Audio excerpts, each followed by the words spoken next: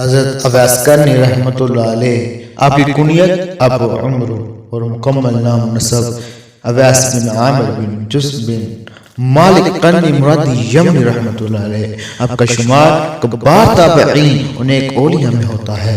آپ نے عہد نبوی پایا ہے، لیکن ان کی آپ صلی اللہ علیہ وسلم سے ملاقات نہیں ہو سکی، اور حافظ ابو نعیم رحمۃ اللہ علیہ نے حلیۃ الاولیاء میں اسبغ بن زید سے نقل کیا ہے کہ اس کی وجہ یہ تھی کہ وہ اپنی والدہ کا خیال رکھنے کی وجہ سے سفر نہیں کر سکتے تھے، لہذا اویس کرنی رحمۃ اللہ علیہ تابعی ہیں۔ آپ کے بارے میں امام ذہبی رحمۃ اللہ علیہ سیر اعلام النبلاء میں کہتے ہیں، آپ متقی و زاہد اور بہترین قدوہ تھے، اپنے وقت میں تابعین کا سربراہ تھے۔ آپ کا شمار متقی اولیاء اللہ اور اللہ کے مخلص بندوں میں ہوتا تھا۔ امام نووی رحمۃ اللہ علیہ نے شرح حدیث صحیح مسلم میں آپ کے فضائل میں ایک باب قائم کیا ہے، اس کے تحت امام مسلم کی روایت کردہ حدیث میں سے ایک حدیث بیان کی ہے۔ اسیر بن جابر کہتے ہیں، جب بھی یمن کے حلیف قبیل عمر رضی اللہ تعالیٰ عنہ کے پاس آتے تو عمران سے دریافت کرتے، کیا تم میں اویس بن عامر ہے؟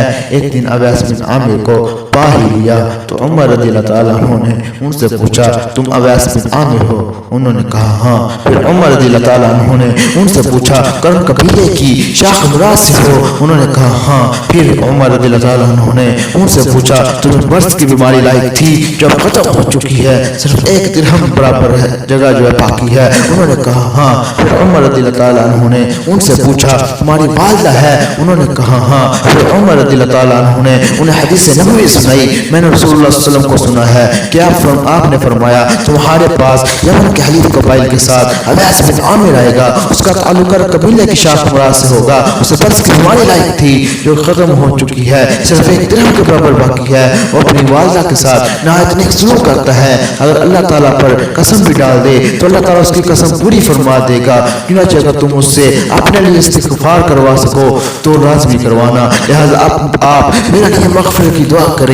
تو انہوں نے عمر رضی اللہ تعالیٰ عنہ کے لیے مغفرت کی دعا فرمائی۔ پھر عمر رضی اللہ تعالیٰ عنہ نے ان سے دریافت کیا، اب کہاں جانا چاہتے ہیں؟ انہوں نے کہا، میں کوفہ جانا چاہتا ہوں۔ عمر رضی اللہ تعالیٰ عنہ نے کہا، کیا کوفہ کے گورنر کے نام خط نہ لکھ دوں؟ آپ اسی کی مہمان نوازی میں رہو گے؟ تو انہوں نے کہا، میں گمنام رہوں تو مجھے زیادہ اچھا لگے گا۔ راوی کہتے ہیں، جب آئندہ سال حج کے موقع پر ان کے قبیلے کا سربراہ ملا، اس کی ملاقات عمر رضی اللہ تعالیٰ عنہ سے ہوئی تو عمر رضی اللہ تعالیٰ عنہ نے ان سے اویس کرنی کے بارے میں استفسار کیا تو اس نے جواب دیا کہ میں اسے قسم پرسی اور ندارت کی حالت میں چھوڑ کر آیا ہوں۔ تو عمر رضی اللہ تعالیٰ عنہ نے اسے بھی حدیث نبوی سنائی، میں نے رسول اللہ صلی اللہ علیہ وسلم کو سنا ہے کہ آپ نے فرمایا، تمہارے پاس یمن کے حلیف قبائل کے ساتھ اویس بن عامر آئے گا، اس کا تعلق قبیلے کی شاخ مراد سے ہوگا، اسے برص کی بیماری لاحق تھی جو ختم ہو چکی ہے، صرف ایک درہم کے برابر باقی ہے، وہ اپنی والدہ کے ساتھ نیک نہایت اچھا سلوک کرتا ہے، اگر اللہ تعالیٰ پر قسم بھی ڈال دے تو اللہ تعالیٰ اس کی قسم پوری فرما دے گا، چنانچہ اگر تم اس سے اپنے لیے استغفار کروا سکو تو لازمی کروانا۔ یہ آدمی بھی واپس جب اویس کرنی کے پاس آیا تو کہا، میرے لیے دعا استغفار کر دو۔ اویس کرنی نے کہا، تو ابھی نیک سفر سے آئے ہو، تم میرے لیے استغفار کرو۔ اس نے پھر کہا، میرے لیے استغفار کرو۔ اویس کرنی نے پھر وہی جواب دیا کہ تو ابھی نیک سفر سے آئے ہو، تم میرے لیے استغفار کرو۔ مزید یہ بھی کہا، کہیں تمہاری ملاقات عمر رضی اللہ تعالیٰ عنہ سے تو نہیں ہوئی؟ آدمی نے کہا، ہاں میری ملاقات عمر رضی اللہ تعالیٰ عنہ سے ہوئی ہے۔ تو اویس کرنی نے ان کے لیے استغفار کر دیا۔ پھر لوگوں کو اویس کرنی کے بارے میں معلوم ہونا شروع ہو گیا تو اویس کرنی اپنا علاقہ چھوڑ کر چلے گئے۔ اس قصے کے راوی اسیر کہتے ہیں، انہوں نے ایک خوبصورت لباس دیا تو جب بھی کوئی شخص ان کا لباس دیکھتا تو کیسا اویس کے پاس یہ لباس کہاں سے آ گیا؟ اسی طرح امام حاکم نے بھی المستدرک میں اویس کرنی کے فضائل میں ایک عنوان قائم کیا ہے، ان کے بارے میں لکھا ہے، اویس سمت کا راہب ہے، عین ممکن ہے کہ اویس کرنی رحمۃ اللہ علیہ کے فضائل کے متعلق سب سے عظیم حدیث وہ ہو جس میں امت محمدیہ میں سے ایک شخص کو لوگوں کی ایک بڑی تعداد کے لیے شفاعت کرنے کا ذکر ہے۔ اس بات کا تذکرہ متعدد روایات میں ہے، ان میں سے صحیح ترین روایت عبداللہ بن ابن جعدہ کی مشہور روایت ہے، جس میں رسول اللہ صلی اللہ علیہ وسلم کا فرمان ہے کہ میری امت کے لوگوں میں سے ایک شخص ایسا بھی ہوگا جس کی شفاعت کے ذریعے بنی تمیم سے بھی زیادہ لوگ جنت میں داخل ہوں گے، بنی تمیم سے بھی زیادہ لوگ جنت میں داخل नाजिल होंगे। तिरमिज़ी ने से रिवायत करने की बात कहा है कि यह हदीस हसन सही है और अल-बई रहमतुल्लाह अलैह ने सही करार दिया है। और इस बात करने वाले शख्स के बारे में हसन बसरी रहमतुल्लाह अलैह से सही साबित है कि हदीस में शाफी से मुराद अवैस करनी ही है। इस बात का जिक्र देकर मरफूआ हदीस में भी हुआ है, लेकिन तमाम की तमाम ज़ईफ हैं। अवैस करनी रहमतुल्लाह अलैह के बारे में मज़ीद ज़ईफ हदीस रवायात जो है जिक्र हुई है, जिनमें से एक लंबी हदीस है जिसमें है कि तुम्हारे पास सुबह के वक्त जन्नतियों में से एक शख्स नमाज पढ़ेगा, वो वैस करनी है। अलग हदीस में उमर रज़ियल्लाहु ताला अन्हु और अली इब्न अबी तालिब रज़ियल्लाहु ताला अन्हु के माबैन लंबा मुकालमा भी है। इस लंबी हदीस को अबू नईम ने हिलियतुल औलिया में नकल किया है, उसके ज़ईफ होने की तरफ इशारा भी किया है, जबकि शेख अल्बानी रहमतुल्लाह अलैह ने सिलसिला ज़ईफा में हदीस नंबर 6276 के तहत कहा है कि यह हदीस मुनकर जदा यानी सख्त ज़ईफ है। इब्न जोशी रहमतुल्लाह अलैह किताब अल-मौज़ूआत में वैस करने के बारे में नुमान कायम करने के बाद कहते हैं अहदीस में वैस करने के बारे में चंद एक जुमले से साबित है जो कि अवैस करनी रहमतुल्लाह अलैह और उमर रज़ियल्लाहु ताला अन्हु की बाहमी गुफ्तगू पर मुश्तमिल है।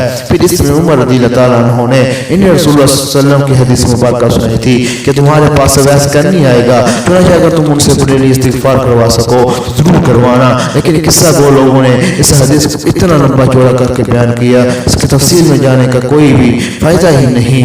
उलमा कराम ने आपकी हालात जिंदगी बयान करते हुए कुछ कसस जिक्र किए हैं जिनसे आपकी नेकी, तकवा और ज़ुहद आया होता है। चुनांचे उनमें से मशहूर तरीन किस्सा हाफिज़ अबू नईम ने अपनी अजीम किताब हिलियतुल औलिया में अपनी सनद से जिक्र किया है कि अबू नसर यसीर बिन जाबिर से बयान करते हैं कि एक मुहद्दिस कूफा में हमें हदीस बयान कर रहे थे। जब हदीस बयान करने से फारिग हुए तो उन्होंने सबको कहा तुम यहाँ से चले जाओ, तहाँ कुछ लोग बाकी बच गए। उनमें से एक शख्स गुफ्तगू कर रहा था, मैंने उस जैसी गुफ्तगू पहले कभी नहीं सुनी थी। वो शख्स मुझे अच्छा लगने लगा। एक दिन वो नहीं सुनी थी, वो मुझे शख्स अच्छा लगने लगा। एक दिन वो मजलिस में ना आया तो मैंने अपने साथियों से पूछा तुम जानते हो एक शख्स हमें अच्छी बातें बतलाया करता है था? तो एक शख्स ने कहा हाँ मैं जानता हूँ, उसका नाम अवैस करनी है। तो मैंने कहा तो क्या तुम उसका मकान जानते हो? उसने कहा हाँ जानता हूँ। तो हम इकट्ठे उनके कमरे तक पहुँचे। हमारे पहुँचने पर अवैस करनी बाहर आए तो मैंने इस्तिफ़सार किया भाई आप आज क्यों नहीं आए? तो उन्होंने कहा मेरे पास आज पहनने के लिए कपड़े नहीं थे। असीर कहते हैं कि लोग उनके साथ मजाक बोल करते थे और अज़ियत पहुँचाते थे। असीर कहते हैं मैंने उनसे कहा ये लिबास ले लो और पहन लो। अवैस करनी ने कहा ऐसे मत करो, अगर उन्होंने ये लिबास पहने मुझे देख लिया तो ज्यादा तकलीफ देंगे। तहाँ मेरे सरार पर उन्होंने वो लिबास पहन ही लिया और अपने साथियों के पास चले गए। वो अभी उनके पास पहुंचे ही थे तो उनके साथियों ने कहा इसे धोखा देने के लिए अपना ये लिबास पहना है। ये सुनकर वो वापस आए और लिबास उतार दिया और कहा देख लिया। ये मामला देख कर मैं लोगों के पास आया और उन्होंने कहा तुम इस शख्स से आखिर चाहते क्या हो? तुमने इसे सख्त तकलीफ में मुब्तला किया हुआ है, कपड़े ना हो तब भी कपड़े पहन ले। ताकि असीर कहते हैं मैंने उन्हें सख्त डांट बुलाई। अवैस करनी रहमतुल्लाह अलैह बहुत से ज़रिक़वाल मनकूल हैं जिनसे हिकमत व दानाई छलकती है। सुफियान थौरी रहमतुल्लाह अलैह कहते हैं अवैस करनी की एक चादर थी जो ज़मीन पर बैठे हुए ज़मीन पर लगती थी। इस पर वो कहा करते थे या अल्लाह मैं हर ज़ीर रूह के भूखे और नंगे होने पर तुझसे माज़रत चाहता हूँ। मेरे पास मेरी पुश्त पर मौजूद कपड़ा और पैर में मौजूद खुराक ही है।